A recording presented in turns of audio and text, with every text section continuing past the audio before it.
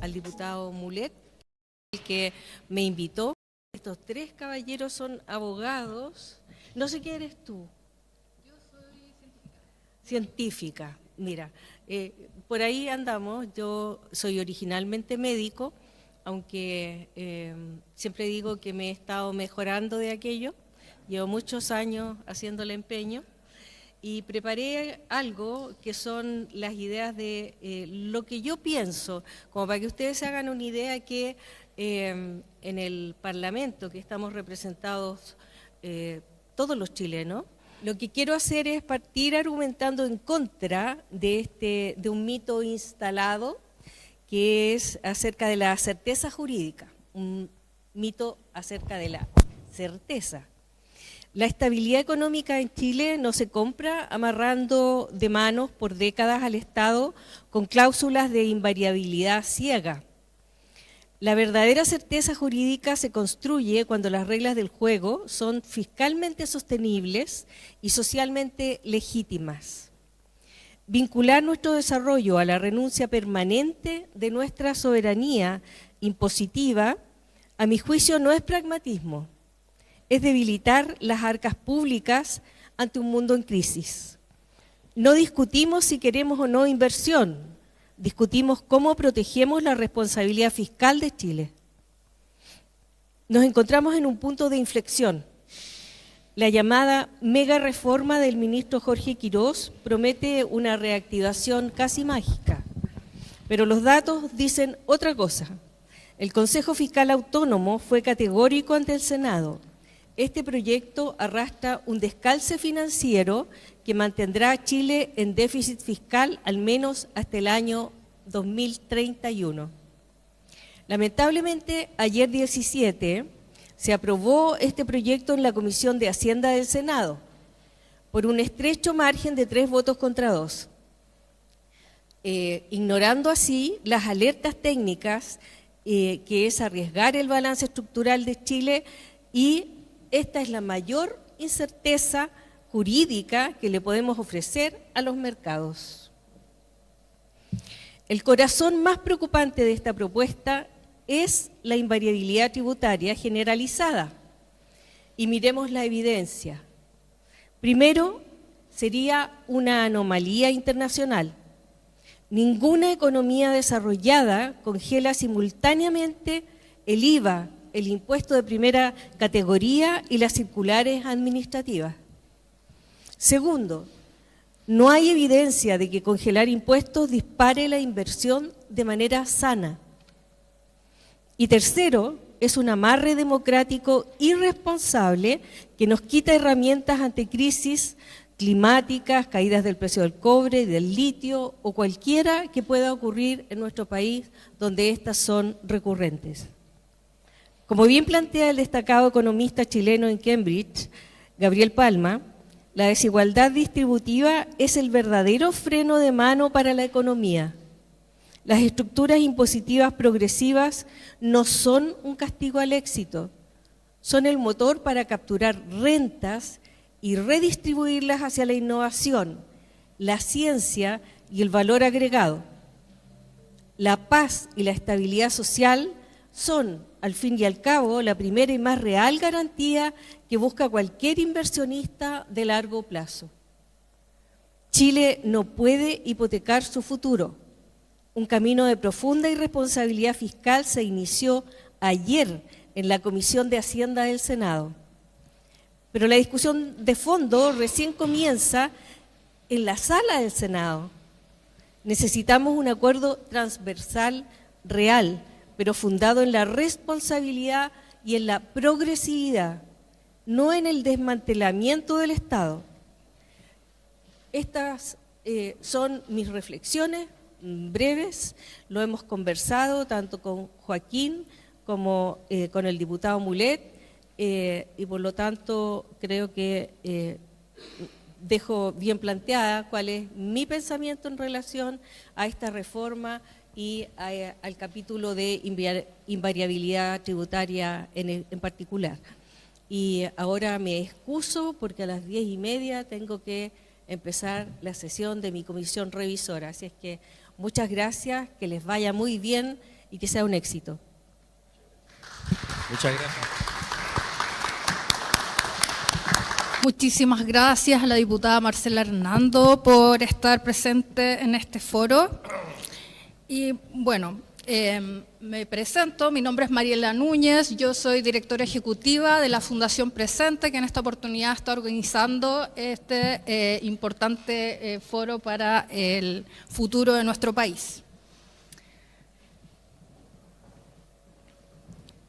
El encuentro se estructurará sobre una pregunta central: ¿cómo promover inversiones relevantes para el desarrollo del país sin comprometer de manera excesiva o anticipada la capacidad del Estado para definir democráticamente su política tributaria en el futuro? Desde esa perspectiva, el seminario no busca instalar una oposición entre inversión y responsabilidad fiscal, sino abrir un espacio de análisis sobre los límites que debe tener la certeza jurídica cuando ésta se proyecta por un plazo de 25 años y respecto de materias especialmente sensibles para el financiamiento público.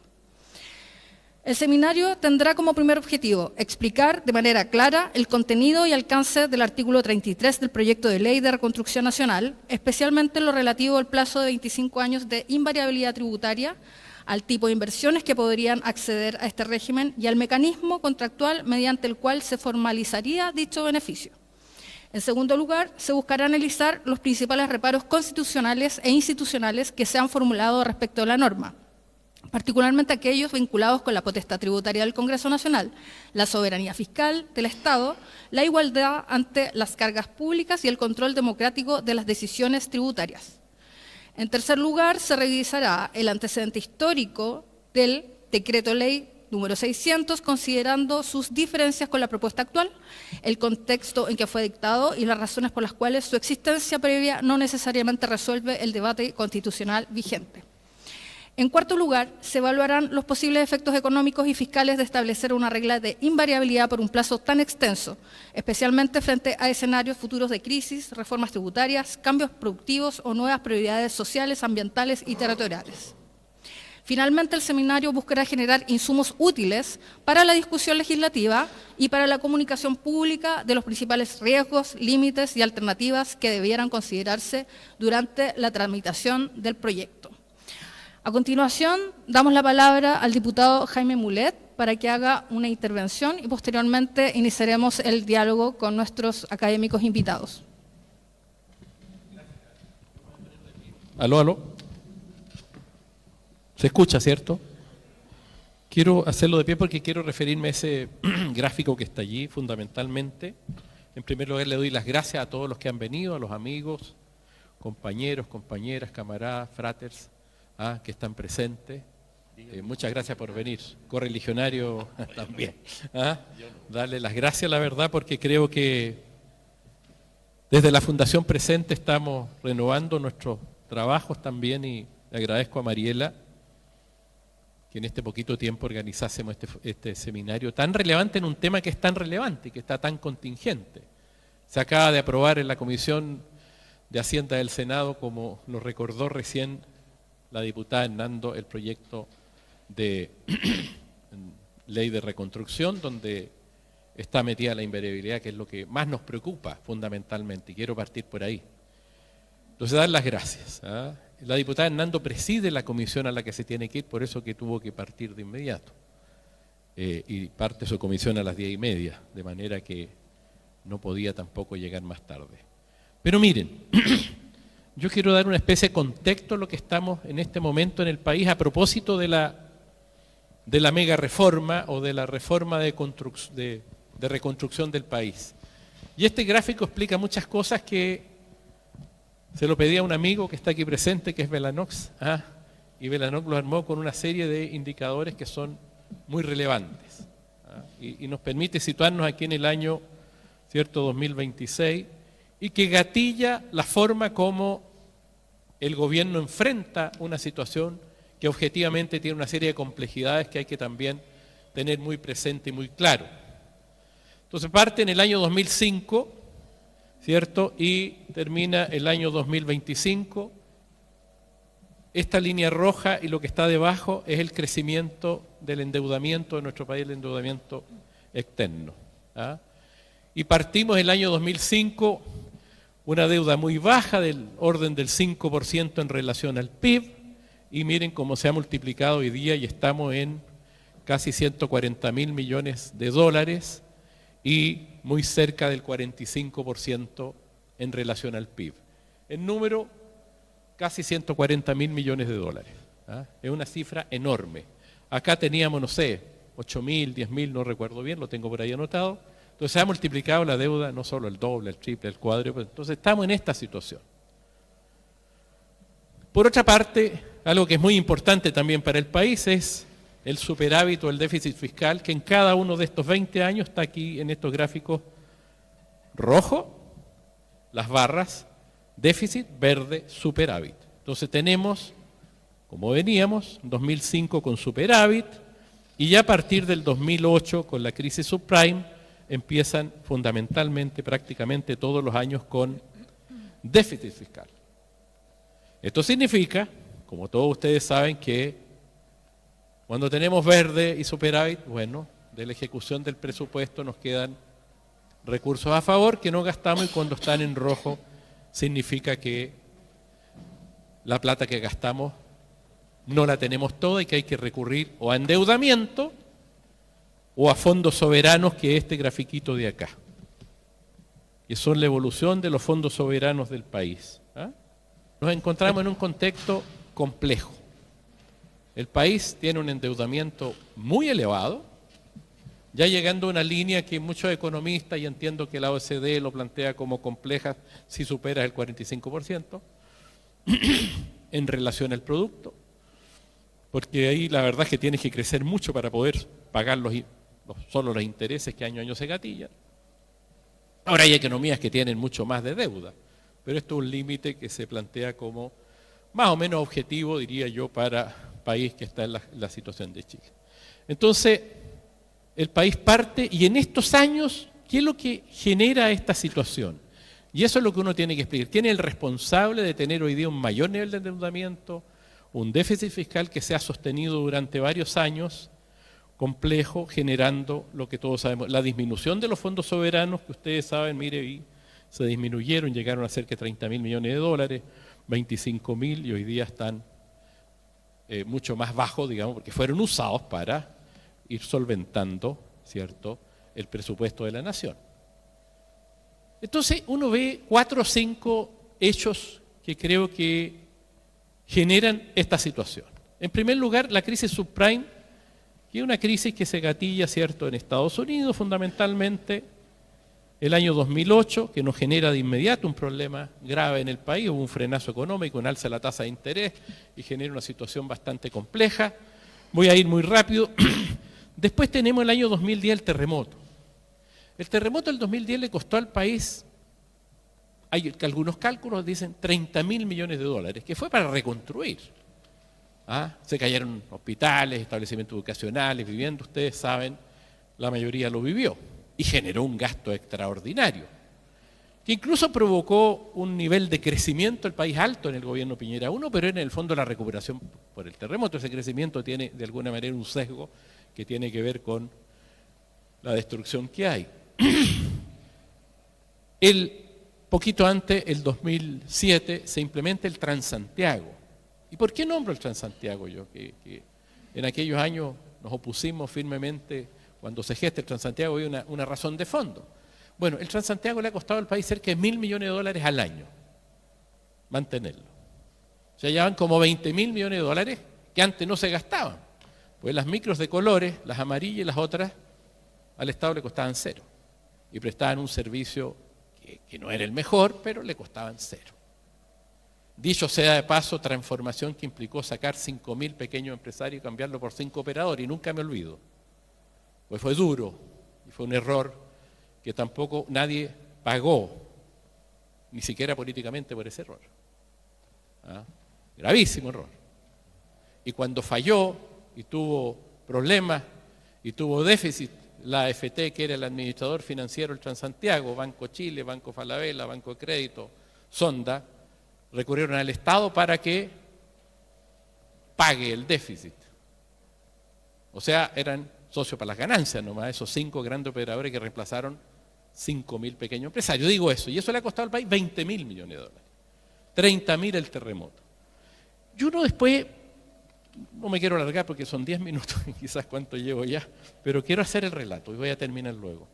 Después, Bachelet, por ejemplo, con Bachelet tenemos la implementación en Bachelet 2 de la reforma educacional y la gratuidad. Y la gratuidad de la educación superior ha costado más de lo que se proyectó. Y la recaudación con la reforma tributaria asociada recaudó menos de lo que se proyectó. Entonces se fue generando un diferencial negativo desde el punto de vista de los cálculos, gastando más de lo que entraba. Y después tenemos a Piñera 2, me he saltado algunas cosas, y Piñera 2 se termina generando la pensión garantizada universal, que es muy importante. Pero los recursos que se asociaron con una reforma tributaria en el mes de enero del año 2018, con Piñera 2, para financiar la pensión garantizada universal, tampoco se recaudó, y la pensión garantizada universal cuesta más de lo que se recaudó con la modificación tributaria que hubo. Y eso nos fue generando una situación donde se fueron cubriendo los gastos, porque es necesario, con fondos soberanos que se fueron achicando o con deuda que se fue agrandando para cubrir todos los gastos del país, más estos nuevos gastos, más el terremoto, más la desgracia, así lo digo yo, del Transantiago.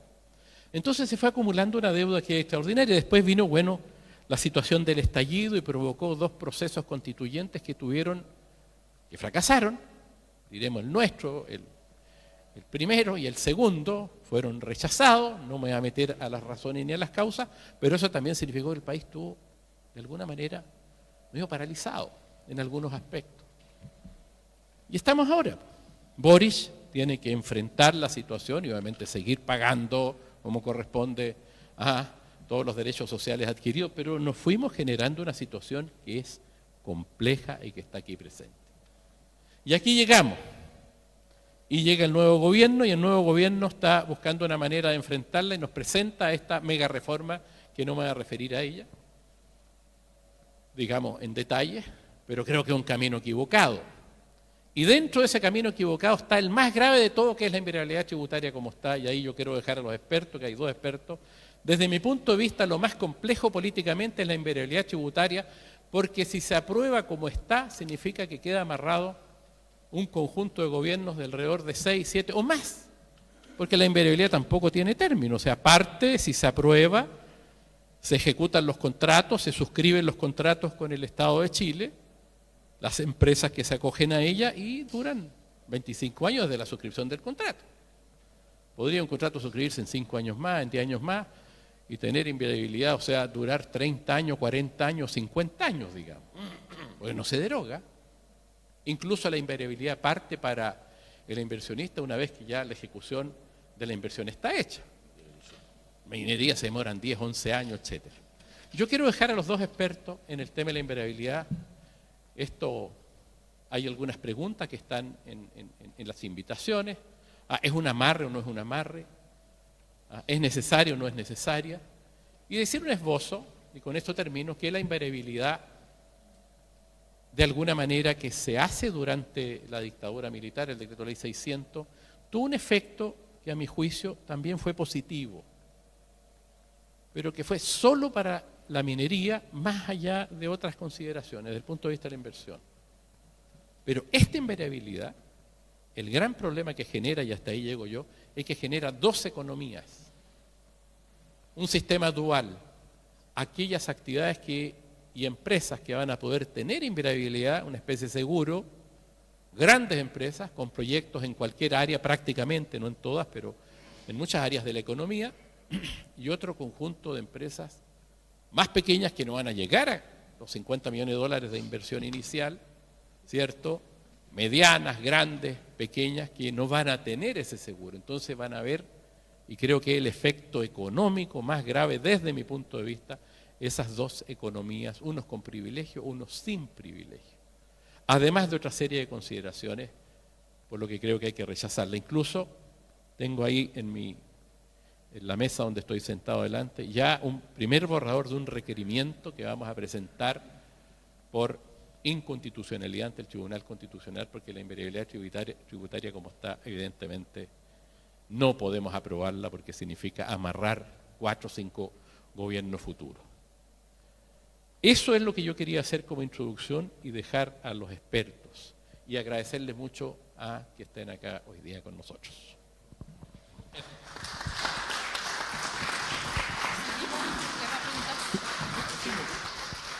Entonces, le damos la palabra a los expertos ahora.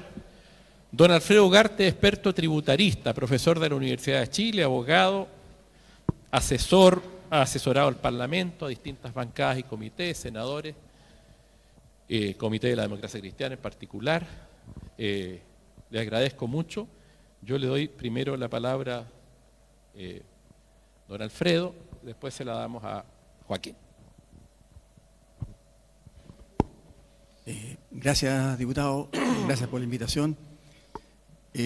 La verdad, las cosas es que este es un tema sumamente importante, toda vez que hay varias cosas que entrarían en juego y afectarían la estabilidad jurídico-normativa de nuestro país en el caso de aprobarse esta normativa sobre invariabilidad tributaria. Yo, siguiendo un poco lo que dijo la diputada Hernando, quisiera señalar 3 frases que reflejan lo que está ocurriendo, ¿ya? A propósito de que ella señalaba que hay un error en el concepto de certeza jurídica. Yo creo que este proyecto confunde la promoción de inversiones con blindaje fiscal, confunde la certeza jurídica con congelamiento normativo y confunde la estabilidad razonable con inmunidad frente a la potestad tributaria del Estado. Desgraciadamente, hay una concepción netamente ideológica respecto de este tema y quiero, ¿cómo es que se llama?, en el tiempo que disponemos, toda vez que hay que tener tiempo para el debate, ser muy sucinto en algo que no se ha dicho, no se ha conversado y creo que hay que plantearlo claro sobre la mesa, ¿ya? Porque si no, ¿cómo es que se llama?, no vamos a entender la finalidad o el objeto que hay detrás de esta reforma en la materia por lo menos de la invariabilidad. ¿Qué es lo que ocurre? ¿Ya? En los últimos 5 gobiernos, hemos tenido 6 o 7 reformas tributarias. Y esas reformas tributarias sí son atentatorias contra la certeza jurídica y contra la inversión extranjera. Porque el inversionista extranjero lo que busca es certeza y estabilidad tributaria cuando invierte en un proyecto y lo analiza. Pero precisamente estas reformas de los últimos 5 gobiernos hacen exactamente lo contrario de lo que han dicho que quieren propugnar. Y por lo tanto han generado todo este tipo de inestabilidad que por supuesto tiene que terminar. Pero ¿qué ocurre? Que en el evento que salga aprobada esta norma con tan poco margen de votación, no les quepa la menor duda que en 3 años más, en los programas, las campañas presidenciales, vamos a tener otra reforma tributaria para regresar lo que se está aprobando. Y eso ya tiene que terminar. No puede seguir porque el daño al país es muy grande. Pero ¿qué es lo que hay detrás de esto? Y aquí voy a hacer un análisis en relativo a lo que son las tendencias, las proyecciones y lo que está en la doctrina, la jurisprudencia y los principios de los principales entes que fijan los criterios para estos efectos. Me refiero a la OCDE, me refiero a la Unión Europea, ¿ya?, y a organismos internacionales que tocan este tema. Ellos tienen normativa, principios y fórmulas clarísimas de lo que hoy procede en resguardo de la estabilidad tributaria, de la certeza jurídica y de la soberanía de los países. Y se aplica. Y parto diciendo que ningún país de la OCDE o de la Unión Europea tiene un sistema vigente de invariabilidad tributaria como la que está planteada en este proyecto. Ninguno. Este proyecto de invariabilidad tributaria, ¿cómo es que se llama?, no respeta y violenta algunos principios y normas que se contienen en los principios de la OECD y en la Unión Europea. y lo que es más importante, afectan la soberanía del Estado y la potestad tributaria. Pero ¿qué es lo que hay detrás de esto? Que este gobierno, en vez de ser un elemento de unión y que busque los consensos para efectos de tener una reforma tributaria para los próximos 30, 35 años, ¿ya?, está yendo por un camino corto, que lo voy a explicar a continuación. Les quiero decir algo. Nuestro actual sistema tributario ya tiene 50 años. Parte desde el año 74-75, con los decretos leyes 824, 825 y 830, renta, IVA y código tributario. Ojo, por la ideología de los hombres de Chicago, se dejó fuera a la aduana, no se la modernizó. Estuvo 10 años retrasada. ¿Por qué? Porque el concepto era libertad del comercio, libertad del comercio.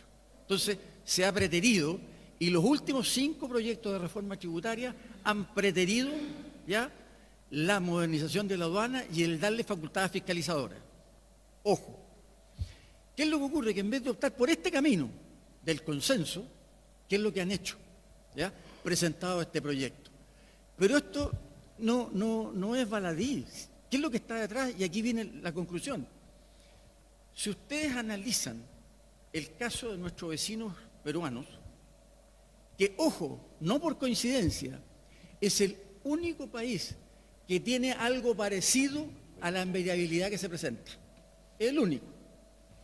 Y ojo también, fíjense que Perú ha tenido los últimos 10 años prácticamente 10 presidentes, pero curiosamente la inversión extranjera y la economía ha mantenido una diferencia en cuanto a la inestabilidad política respecto a la inestabilidad económica, que en vez de estar en turbulencia ha ido creciendo y creciendo. Claro, ellos tienen un sistema de atracción de inversión extranjera, solo extranjera, pero lo tienen bajo la base de los principios de la OCDE, es decir, acuerdos bilaterales entre empresa y Estado, no genéricos, con sistemas de control, sistemas de fiscalización y no congelamiento de la normativa, e incluso con especiales normas de fiscalización y control, que no están. Entonces, ¿qué es lo que quieren? Quieren construir a través de este sistema de invariabilidad dos regímenes tributarios, ¿ya? Uno para el común general y otro para quienes tengan más de 50 millones de dólares e inviertan. En el fondo, lo que se busca es estabilidad tributaria absoluta por 25 años a todos los que tengan más de 50 millones de dólares y se ajusten a este sistema, y el resto es común general. Por lo tanto, en los gobiernos que vengan en los próximos 25 años, ¿ya?, vamos a tener este sistema de invariabilidad para ellos, para este régimen, y vamos a tener el sistema común para los demás. Es decir, los congresos sucesivos en 25 años más, respecto de normas tributarias que dicten y determinen, van a tener aplicación para el común, pero no para estos regímenes de invariabilidad por los próximos 25 años. Entonces, ahí está el trasfondo de esto, ¿ya? Se quiere generar un nivel y un régimen tributario para una clase empresarial que disponga de 50 millones hacia arriba, para efectos de que cualquier cambio gubernamental o normas que haya no los toque y no los va a tocar por los próximos 25 años. Esa es la raíz del tema. Ese es el problema de fondo, ¿ya? Y eso es lo que tenemos que hacer ver y volver a ¿qué? A tratar de que la clase política de una vez por todas se dé cuenta que hay que construir un sistema tributario moderno, conforme a los principios de la OCDE, por los próximos 30 o 40 años para el país, para el desarrollo, y terminar con un régimen que ya lleva 50 años lleno de parches y agregaciones y que no podemos seguir reforma tras reforma. Ese es nuestro mensaje, y yo creo que por ahí es lo que nosotros ya, y todos los chilenos, sin color político, porque esto es un problema de Estado, de una vez por todas tengamos claridad a este respecto. Muchas gracias. La primera parte. Muy buena la intervención de don Alfredo, muchas gracias. Este seminario se está filmando en el canal de la Cámara de Diputados y va a salir en los próximos días. va a salir diferido, pero se graba a través de las distintas cámaras que hay. Don Joaquín Morales es un abogado, profesor de Derecho Económico, experto en Derecho Económico. Además, fue vicepresidente, la máxima autoridad de la Comisión Chilena del Cobre, durante algunos años. Es profesor de la Universidad de Chile, de Derecho Económico también, lo dije. Así es. Joaquín, le damos la palabra. Bueno, gracias. Primero que nada, muchas gracias a la Fundación por esta invitación. Alfredo y yo compartimos militancia de facultad. Alfredo es profesor de Derecho Tributario en la Escuela de Derecho, pero en sus orígenes no somos compañeros porque él viene de la Fundación Isabel Cases de Brown, Católica del Paraíso. Yo soy de la Chile puro y me gusta Colo-Colo. ¿Y por qué les digo esto? Porque Alfredo lo vengo siguiendo hace bastante tiempo en sus reflexiones. Y para mí esto es una oportunidad interesante de plantear algunas cosas que es difícil darle profundidad en el poco tiempo que tenemos, pero es valioso el ejercicio. A mí me preocupa lo primero, la premura con que se hizo el planteamiento de este aspecto, de esta mega reforma.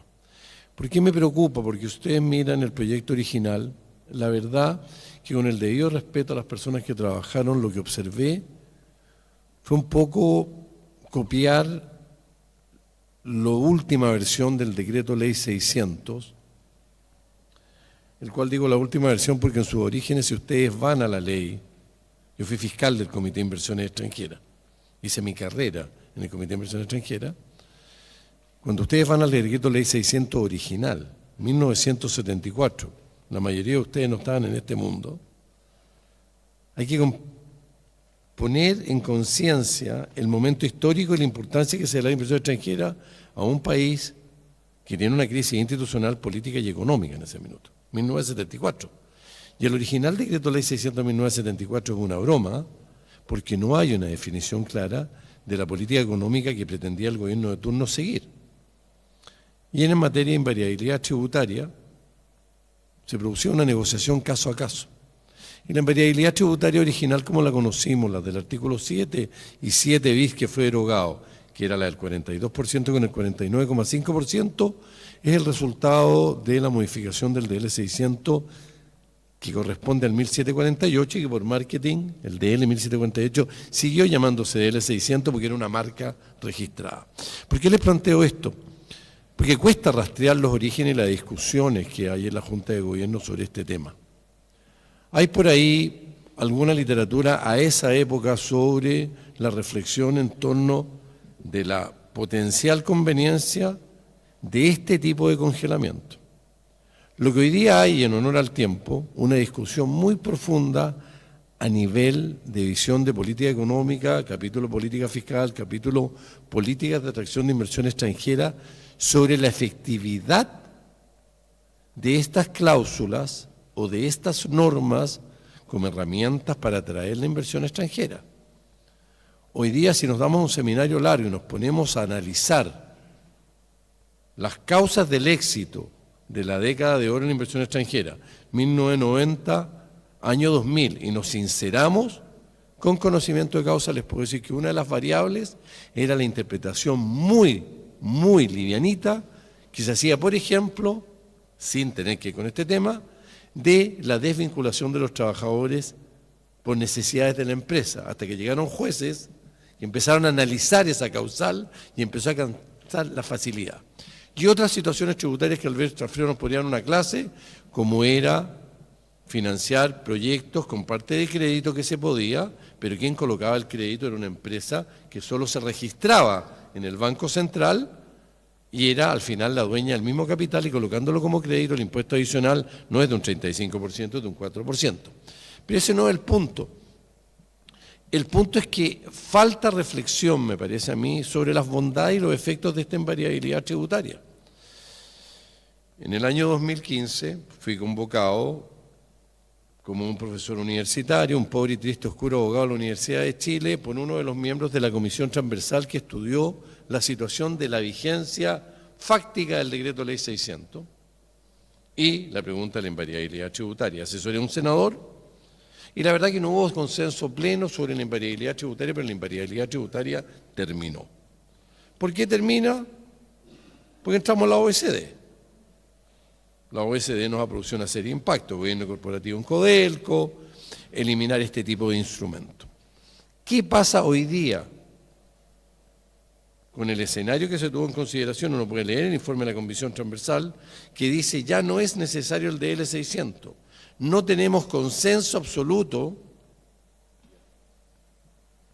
sobre la supervivencia de la invariabilidad tributaria. ¿Por qué? Porque estamos en una época en que, citando a Fukuyama, era el fin de la historia del hombre.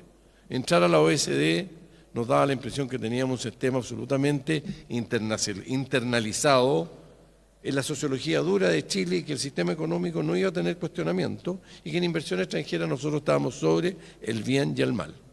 Es más, Chile es un país que hasta el día de hoy, creo yo, ha renunciado, sin perjuicio de basarse en un sistema de neutralidad de inversión extranjera, a una segunda derivada que podría ser lo que nosotros llamamos en algún minuto en el Comité de Inversión Extranjera, la superclase, que ahí voy a hacer la superclase para ciertos inversionistas extranjeros. ¿Qué trato de decir con el proyecto hoy día? El proyecto yo creo que copió y apostó a que la invariabilidad tributaria produjo algún impacto de atracción a la inversión extranjera en Chile sin evidencia empírica clara. Si uno estudia esto y lo estudia en serio, no para la coyuntura política, va a descubrir que el Big Bang de la inversión extranjera en Chile se detona en 1989, cuando Escondida, BHP, manda la primera inversión grande en el norte de Chile, porque si uno sabe de inversión extranjera, no de invariabilidad tributaria, de inversión extranjera, de política de atracción de inversiones, de política de transnacionales, y lo estudia de las distintas perspectivas, sabe que la comunión, para que se produzca el amanecer maravilloso, es igual que el pisco 3R, control del riesgo jurídico, económico e institucional. Y la política de inversión extranjera de Chile, se la puedo decir en conocimiento cierto, antes que asumiera el presidente Erwin se declaró como una política de Estado. Fui miembro del equipo que llegamos al Comité de Inversión Extranjera en 1990. ¿Y por qué les digo esto? Porque venía la invariabilidad tributaria. Que haya evidencia empírica que eso incentiva la inversión extranjera, gran pregunta que yo creo que no está 100% contestada. Lamentablemente no puedo recaudar la información, pero creo que si le preguntamos al sucesor del Comité de Inversión Extranjera, a la agencia de promociones, ¿cuántos inversionistas efectivamente pagaron la tasa, comillas, de la invariabilidad tributaria? Creo que hay uno y son japoneses. Y que por favor ojalá nos diéramos la lata de preguntarle a la agencia de promoción de inversiones. ¿Por qué digo esto? Porque hoy la primera pregunta es, ¿esto es efectivo? Porque aquí hay un dato re importante. Esta propuesta de 25 años, que es muy audaz el plazo, recordemos que anteriormente era de 20 años, nos plantea varias preguntas. Yo entiendo perfectamente, después de haber pasado un buen rato por el mundo minero, no solo en Cochilco, sino que en el mundo privado, que la inversión minera es una inversión de largo aliento para empezar a ver números. Al comienzo es plata, gasto, gasto, gasto, gasto. Y yo entiendo que puede ser que yo como minero pretenda una certeza a 10, a 15 años. Lo puedo entender. Pero también esto hoy día tiene un scope muy amplio, donde la verdad que hay ciertos proyectos que por su naturaleza los retornos deberían de producirse en el peor de los escenarios a los 5 años. Ya esos 5 años se va a producir lo que permite la ley que permitía el DL600 y que es renunciar a la invariabilidad tributaria y desplazarte al régimen común. Y ahí es donde viene una pregunta que para mí es muy importante. ¿Por qué no reflexionar, y aquí me va a crucificar Marcel Hernando, Jaime Mulet, ¿por qué no evaluar instrumentos de incentivo a la inversión, dentro de los cuales podría haber una invariabilidad tributaria, de un plazo razonable, pero donde se produzca un equilibrio de las prestaciones? Porque lo que yo estoy comprando es un seguro de vida por el cual no pago la prima. Yo gozo de inmunidad frente a los cambios, pero llegado el momento en que me veo obligado a remesar las utilidades, renuncio al sistema y me desplazo al sistema general. ¿Por qué no pensar en una norma que permitiera incentivos a la inversión extranjera, que dentro de esos incentivos tuviera una invariabilidad tributaria cierta y real. El que se sube a este carro goza de beneficios adicionales, pero paga, por ejemplo, 2 puntos sobre la tasa vigente, complementando el impuesto corporativo más los adicionales, pero los paga efectivamente. Eso a mí no me produce ruido por la conveniencia para el fisco y la seguridad para los inversionistas extranjeros. Hoy el sistema es re claro. Yo tengo 25 años en variabilidad tributaria, una empresa minera puede demorarse 15 años en remesar una utilidad, no son tocables, son intocables, y cuando renuncian a la invariabilidad y pagan el impuesto general. Eso desde la perspectiva de la política pública, que yo creo que hay que pensarla y conversarla, haciendo presente que hoy día yo creo, con el debido respeto, la opción de modelo que se tomó respecto de los incentivos a la inversión extranjera está muy, me atrevería a decir, temerosas, uno, de los tratados, de no incurrir en una infracción de tratado. Acordemos que hay tratados bilaterales de protección y promoción de inversiones, y hay capítulos de inversiones en los TLC, que ponen ciertos límites a las capacidades que tienen los estados, pero los negociadores no fueron torpes y creo que hay espacio para pensar normas especiales. Y segundo, está muy, muy castigado, me atrevería a decir, por una neutralidad, a mi parecer, inocente, casi cándida, respecto del Estado, porque la promoción que hoy día hace la agencia, en virtud de la ley que, comillas, creó la Agencia de Promoción de Inversiones y que define a través del Comité de Ministros una estrategia de atracción de inversiones, sale a vender el país sin mayores incentivos que ofrecer conceptos como certeza, estabilidad, donde en algún minuto la soberbia chilena llegó a decir que Chile era muy importante y era un hub para la inversión extranjera en Latinoamérica porque teníamos el mejor nivel de inglés y el mayor grado de penetración tecnológica de telecomunicaciones. Y eso se lo puedo decir que ocurrió en la agonía del Comité de Inversiones Extranjeras, cuando se comenzó a cambiar la lógica del comité de un órgano decisor que aprobaba o rechazaba teóricamente inversión extranjera a una pseudoagencia de promoción. Creo que ahí hay un punto de repensar. Eso desde la genérico. Desde lo técnico en el proyecto para mí, con el debido respeto por el esfuerzo del Ejecutivo y la discusión parlamentaria, tiene preguntas complejas. Varias preguntas complejas. Preguntas complejas como considerar que no se refiere a que en el aumento de plazo de la internación de las inversiones mineras, que puede llegar a hasta 8 años, los redactores de la propuesta omitieron la opinión de alguien que hoy día está complicado, puede estar en un escenario de no gran popularidad, que es la Comisión Chilena del Cobre. ¿Por qué lo digo? Porque el decreto ley 1349 dice claramente, estando todavía vigente una norma, que respecto de las solicitudes de inversión extranjera de L600 se deberá escuchar la opinión de la Comisión Chilena del Cobre porque se determina un plazo de internación de capital. No lo consideran. Segundo, la institucionalidad de Investile, de esta agencia de promociones, tampoco es considerada. Habría que pensarlo, la pertinencia o la no pertinencia. Tercero, existen dudas, en mi opinión, sobre montos. Hablan de 50 millones de dólares hacia arriba o su equivalente en otras monedas extranjeras y que se deben materializar esas inversiones a partir de ahí empieza a operar el sistema.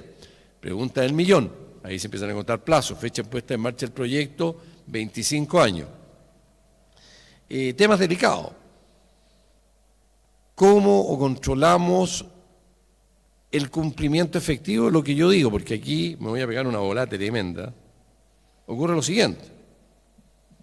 Quien administra hoy día los sistemas de internación de flujos provenientes del exterior en Chile, porque no hay una norma de inversión extranjera, sino que hay una norma que crea estrategias de promociones y da ciertos derechos que están en otras leyes, que es la agencia. El que administra el sistema es el Banco Central. Inversión extranjera, política cambiaria, tipo de cambio, se cruzan. El Banco Central en la ley 18.840 está facultado del artículo 39 en adelante con las potestades cambiarias. La obligación del artículo, ya se me va, 41, por ahí, de que ciertas operaciones de cambio que tengan lugar en el mercado de cambio formal deben ser informadas por escrito al Banco Central. El artículo 42, las limitaciones cambiarias. Y el tercer nivel, la peor de las guerras, las restricciones cambiarias, que la gente no las conoce. Pero solo voy a decir una palabra: encaje. Una medida que puede aplicar el Banco Central para proteger la avance de pago y la estabilidad de la moneda, está establecida así en la 18.840, donde el Banco Central le mete un mordisco a los flujos que entran o los que salen de hasta un 40%. ¿Por qué digo esto? Porque hoy día está la posibilidad de que el sistema que le falta perfeccionar apruebe un contrato de inversión extranjera que diga que viene a hacer minería. Y cuando llevamos 25 millones de dólares, tenemos una distorsión y nos falla el proyecto minero. Y mientras falla el proyecto minero y estamos estudiando, yo me dedico a hacer inversiones financieras. En un momento en que teóricamente podría darse, y esto ya son los supuestos, de que el Banco Central estuviera aplicando un encaje para los flujos que vienen del exterior y que corresponden exactamente al tipo de inversión especulativa que el Banco Central buscaba disuadir cuando se estableció el encaje. Esa es una pregunta. Segunda pregunta: los proyectos conexos no hay claridad de los montos cuando se aplica. Tercera pregunta, sobre la marcha, en una lectura rápida. Plantea la ley un mecanismo de solución de controversias arbitral. Yo creo que ahí se abre un conflicto y una pregunta importante. No nos olvidemos que el gran universo de la inversión extranjera chilena, la inversión extranjera en Chile, está protegida por los acuerdos de inversión extranjera, los bilaterales y los capítulos de inversión en los TLC, que contienen mecanismos de solución de controversias especiales y quizás la contribución más importante a las negociaciones, porque Chile tiene un estándar unilateral muy elevado y atractivo para la inversión extranjera, y es el acceso a la jurisdicción internacional. Yo creo que se puede armar un quilombo entre estos dos mecanismos.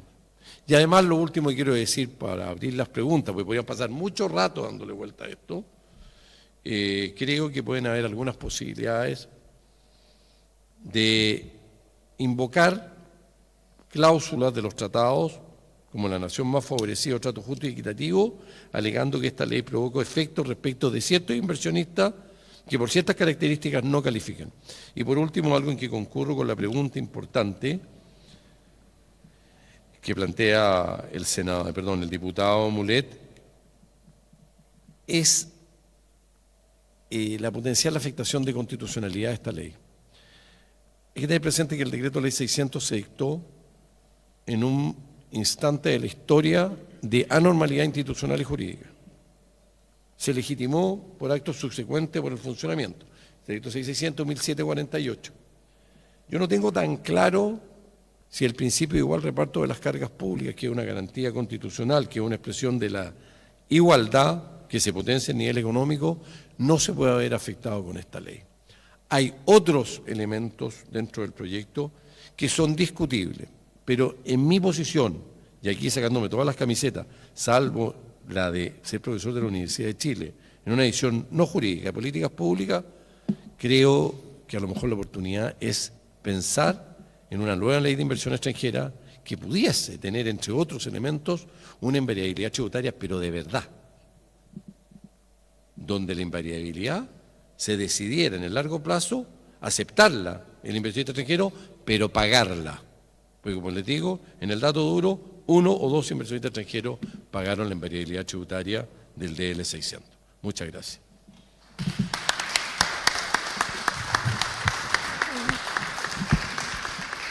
Muchas gracias a los expositores. A continuación vamos a dar la posibilidad para 2 o 3 preguntas del público. Así que acá tenemos el micrófono. Si alguien quiere hacer una pregunta, hace la pregunta e indica si quiere que alguien en particular le responda o cualquiera de los 3 expositores pueden responder.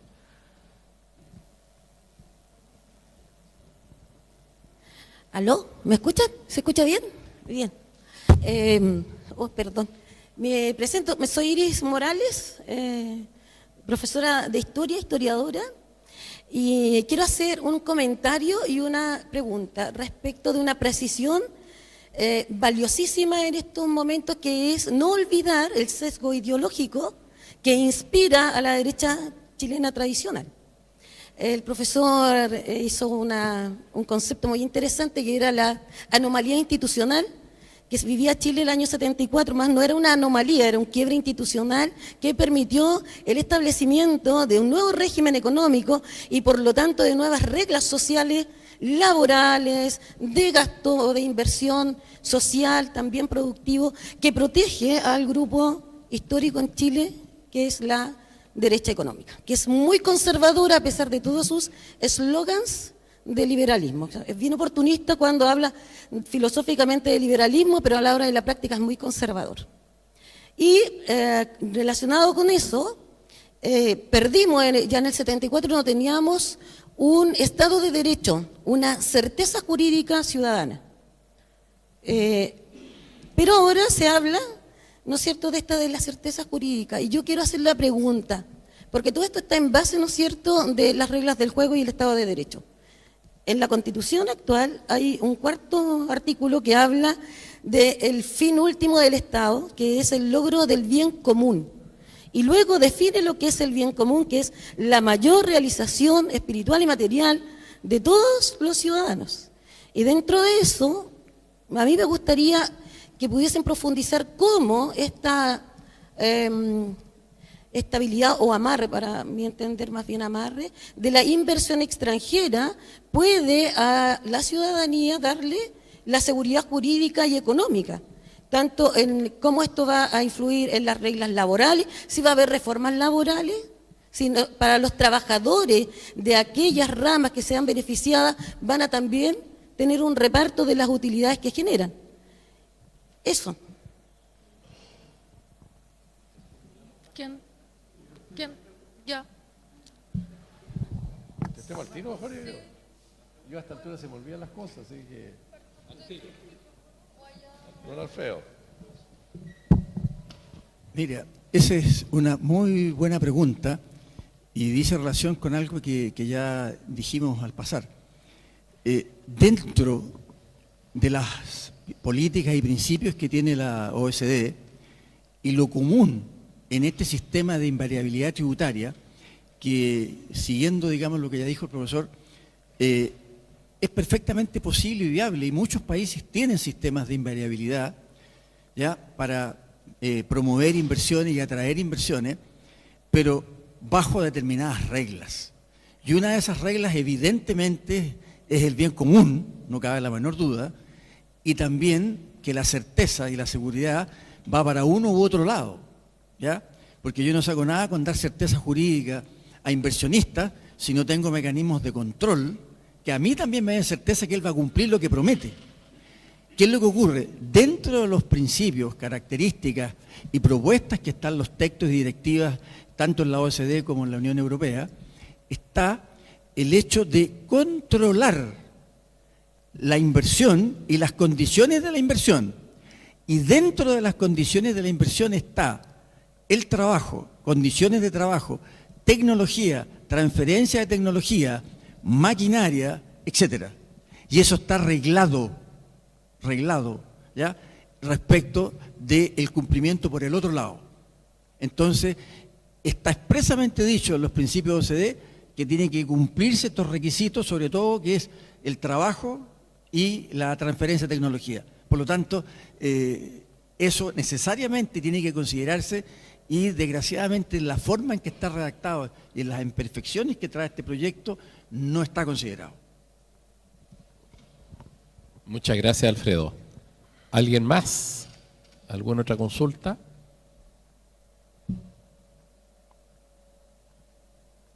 ¿No aparecen más preguntas? ¿Ya? Perdón.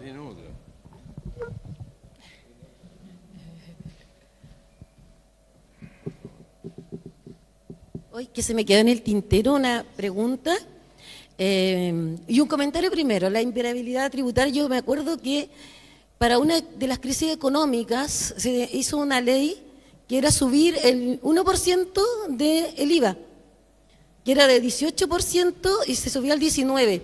Y se nos dijo a la ciudadanía que iba a ser transitorio. Yo creo que ha sido la regla más estable tributaria porque nunca más se cambió.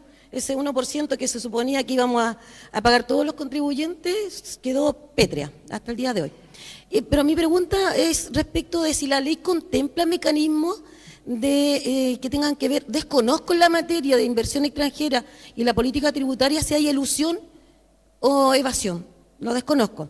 Pero si esta ley contempla esos mecanismos, porque a mi entender, puede ser muy ignorante, estoy hablando de la ignorancia, hay mecanismos, o sea, dentro de la política tributaria, la falta de mecanismos de fiscalización que castigue tempranamente la evasión tributaria y la elusión tributaria, también son un mecanismo de acrecentar los fondos fiscales.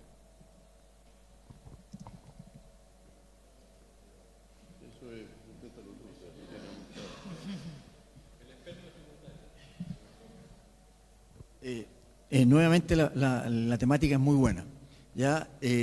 Nosotros estamos al debe hace mucho tiempo en Chile con los sistemas de control de elusión y evasión. Y aquí voy a repetir algo que yo lo he dicho en ámbito universitario, alumnos y otros, que ustedes tengan claro algo. Aquí ustedes ven en la prensa, ven a actores políticos hablar de la principal herramienta tributaria del Estado. ¿Cuál es la principal herramienta tributaria del Estado, de la administración tributaria del Estado en materia tributaria? Es lo que se conoce a nivel internacional y doctrinario, la Norma General Antielusiva, NGA. Esa norma, para que ustedes sepan, tiene su origen el año 1889 en Nueva Zelanda, la Corte Suprema de Nueva Zelanda. Ellos son sistema anglosajón, ¿ya? Y, digamos, tienen el precedente judicial. Bueno, esa construcción de ese año la toman los alemanes, la desarrollan, ¿ya? Y de ahí pasa a la legislación española, que toma esta norma general antielusiva, ¿ya? Y de ahí la tomamos nosotros, ¿ya? O la quisimos instaurar, porque hubo varios intentos hasta el año 2014. Pero ¿qué ocurrió? Que la norma general antielusiva, para que ustedes sepan, la definición conceptual es una facultad de la administración tributaria del Estado. Pero ¿qué ocurrió? Que en presiones políticas, ¿ya? El año 2014 desvirtuaron el proyecto, le quitaron la facultad a la administración tributaria del Estado y se la dieron a los tribunales. ¿Cuál es la diferencia? En la materia administrativa dura entre 6, 7 u 8 meses, pero como se lo entregaron a los tribunales, puede demorar 3, 4 años. Entonces, la efectividad de la norma no existe. O sea, en concreto, si ustedes dicen, en Chile hay una norma general antielusiva, no la hay. No la hay. Hay un procedimiento judicial que le pusieron norma general antielusiva. Porque la norma general antielusiva, por esencia, por naturaleza, es una facultad de la administración tributaria del Estado. Y con un agravante más, el 2014, y que en todas las sucesivas reformas no han querido hacerlo, no le entregaron norma general antielusiva a la aduana. La aduana quedó fuera, no tiene norma general antielusiva. Por lo tanto, no tiene facultades de prevención, ni tiene facultades de anticiparse a los hechos. Pero nadie ha querido modificarlo, nadie ha querido, todos miran para el lado. Y después reclaman que la aduana no cumple su función, ¿ya? Así que, ojo. Ahora, yendo concreto a la pregunta, ¿ya? Evidentemente, en la forma que está redactado este proyecto de invariabilidad, si no deja fuera las normas de fiscalización tributaria y las mantiene congeladas conforme a la redacción del texto, es muy grave, porque quiere decir que cualquier cambio de política de fiscalización tributaria o aplicación de normas antielusión o evasión, ¿ya? Que cambien la normativa que está al momento de firmarse el contrato de inversión extranjera, no se les va a poder aplicar a quienes acogen a esta franquicia de invariabilidad. Por lo tanto, hay que dejar fuera todo lo que es control y fiscalización, elusión y evasión respecto de un contrato de invariabilidad, porque como muy bien dice la OCDE, ¿ya? La elusión y la evasión no puede quedar congelada frente a franquicias o beneficios tributarios. Muy bien, ¿eh? Voy a... No contestando directamente, pero quiero señalar un par de cosas, digamos, que es muy importante que creo que con estos dos expertos que tenemos de alto nivel también quiero que lo escuchen y lo tienen claro, diría yo. Primero, el problema que tenemos, yo lo intenté graficar, digamos, cuando hablé al principio. Tenemos un problema grave, y hay que entenderlo. Un endeudamiento alto del país, que está al borde de los límites aceptables. Eso es real. Responsabilidad de 4, 5, 6 gobiernos, no es de la derecha, de la izquierda. Bueno, ideológicamente de fondo uno puede entender que hay más responsabilidades de uno que de otro, pero los sucedidos gobiernos, ustedes vieron cómo subió el endeudamiento. Tenemos un problema de déficit fiscal, ya casi 10 años, que hay que corregirlo. Nos hemos ido salvando gracias al endeudamiento, gracias a la disminución de los fondos. Tenemos un problema que abordar. ¿Ah? El proyecto que presenta el gobierno de Kast, a nuestro juicio, está equivocado para abordarlo, absolutamente equivocado. Yo mismo estuve en una primaria presidencial y para enfrentar este problema planteaba más bien aumentar el impuesto corporativo al 30% para recaudar más y poner el incentivo en otros sectores, la depreciación instantánea y otros para generar mayores niveles de inversión. El experto Joaquín Morales nos dice para la inversión en general y la inversión extranjera, diría yo en particular, habló de 3 cosas. Una de ellas, la estabilidad institucional. Y hay que entender eso. Hay que entender eso. Yo por lo menos estoy en un proceso de reflexión bastante profundo para ver cómo enfrentamos el próximo desafío en el país. ¿Ah? Y me refiero a los próximos procesos electorales. La mayoría de los que estamos acá, no sé si todos, no me atrevería a decirlo, pero somos parte del mundo progresista. Y tenemos que ver cómo enfrentamos desde nuestra perspectiva algo que no nos resultó como quisimos con Boric, y hay que decirlo, y que obviamente no nos gusta lo que pasa ahora. Perdimos con Boric, con nuestra candidata.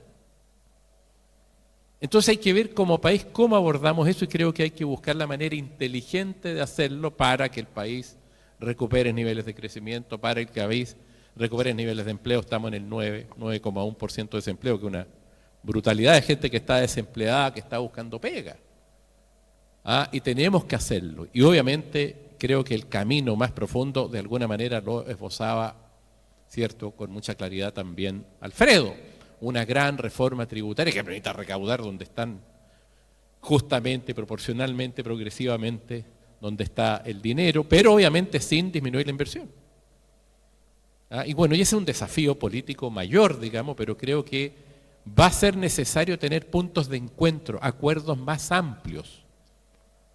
Si no vamos a ir a lo mejor, y es lo que hay que evitar de un lado para otro, digamos, y eso creo que por lo menos hasta ahora, los últimos 10 años, no nos ha resultado. Desde la perspectiva del crecimiento no nos ha resultado, desde la perspectiva del empleo no nos ha resultado. Entonces eso creo que yo trato de objetivizarlo. Por último, perdón que quiero ser muy claro en esto, el proyecto de reforma es un mal proyecto, creo que es equivocado y lo han dicho, proyecto de reconstrucción, es muy peligroso.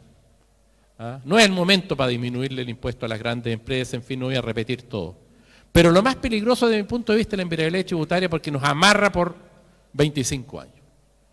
La baja de impuestos la podemos revertir en un periodo más parlamentario y las otras cosas también, en un periodo más presidencial, en 3 años más, en 4 años más. Pero la invariabilidad tributaria, porque emanan de ella contratos, leyes que se suscriben con las empresas que se acogen, queda amarrada para 25 años. El Estado no las puede deshacer. Y si las deshace, los afectados pueden recurrir al Tribunal Internacional, al CIADI, en fin, y genera una complejidad mayor. Por eso, y aquí termino, vamos a presentar los parlamentarios un requerimiento de inconstitucionalidad. Lo tenemos hecho. Aquí está el primer borrador. Hay que tener 39 diputados, 1/4 de la Cámara de Diputados, 1/4 del Senado. Nosotros con Marcel Hernando, que estuvimos conversando hoy día, hemos estado trabajando con un equipo de juristas que le vamos a pedir también a Joaquín y a Alfredo que nos ayuden, pero ya tenemos una base de un borrador para enfrentar en el Tribunal Constitucional, si no se llega a un entendimiento rápido en el Senado, Lo anuncio porque ya ayer se votó y votó la derecha por un lado y el mundo progresista por otro. O sea, no hubo entendimiento para hacer modificaciones sustantivas que hay que hacer. Y este requerimiento es muy importante porque la invariabilidad tributaria viola varias cosas. Desde el punto de vista formal, la Constitución requiere un quórum, desde nuestra perspectiva, de reforma constitucional. Porque amarra la soberanía, artículo 4, reside en la nación. No, Chile es una república democrática, dice el artículo 4. Eso significa que hay elecciones, que hay democracia, en fin. La soberanía reside en la nación, dice el artículo 5. O sea, el pueblo, el soberano, elige autoridades por 4 años, presidente, congreso. Amarrar al futuro significa que para hacer eso tendría que haber rango constitucional. Eso significa que el gobierno tendría que llegar a acuerdo con la oposición, si es que lo quisiera mantener, y ahí tendríamos el espacio para negociar. Y además, bueno, aquí hay expertos, yo no me voy a detener, pero está la igualdad ante la ley y sobre todo el 19 número 20, que es el que hacía referencia, me parece que Joaquín, ¿cierto?, a propósito de la igual repartición de tributos, que está la norma, no me acuerdo muy bien, pero no me quiero detener en eso, sino que esbozarlo en términos generales porque los abogados expertos son los que tienen que hacerlo. Pero vamos a hacer ese requerimiento y vamos a hacer todo el esfuerzo para ello, porque esto es lo más complejo de la reforma, lo que amarra 25 años y más de 25. Porque si este proyecto queda y no se deroga, en 10 años más alguien puede postular por 25 años para adelante y genera este sistema económico dual. Mientras no se derogue va a poder postular. Una inversión minera parte, se amarra y tiene 10 años para sacar piedra y recién empezara, ahí le cuentan los 25 años desde que empieza a producir. O sea, estamos hablando que puede ser hasta medio siglo, un siglo, en fin. Digo eso porque creo que es muy relevante. Por eso la importancia de este seminario. Perdón, María, la que me extienda un poco.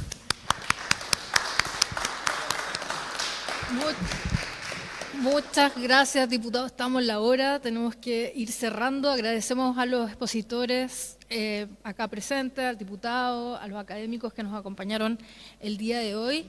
Y bueno, como palabras de cierre, les cuento que la Fundación Presente se constituye el año 2018 con la misión de realizar programas de acción social destinados a contribuir al desarrollo y promoción de políticas de fomento de la descentralización del país, el regionalismo democrático, la profundización de la participación ciudadana y la cohesión social, velando por la protección de la naturaleza para que todas las regiones avancen de manera equitativa hacia un desarrollo sustentable. Estaremos organizando seminarios y diversas actividades que aporten al diálogo y a la acción que permita promover transformaciones en Chile, que modifiquen las situaciones de inequidad social y territorial, daño ambiental, rezagos en la calidad democrática y la economía del país. Agradecemos a todos y a todas quienes participaron del seminario Invariabilidad Tributaria, 25 años sin cambiar impuestos, estabilidad o amarre, y les invitamos cordialmente a seguir nuestras redes sociales para informarse de nuestras próximas actividades. Muchas gracias a todos y a todas, que tengan una buena tarde.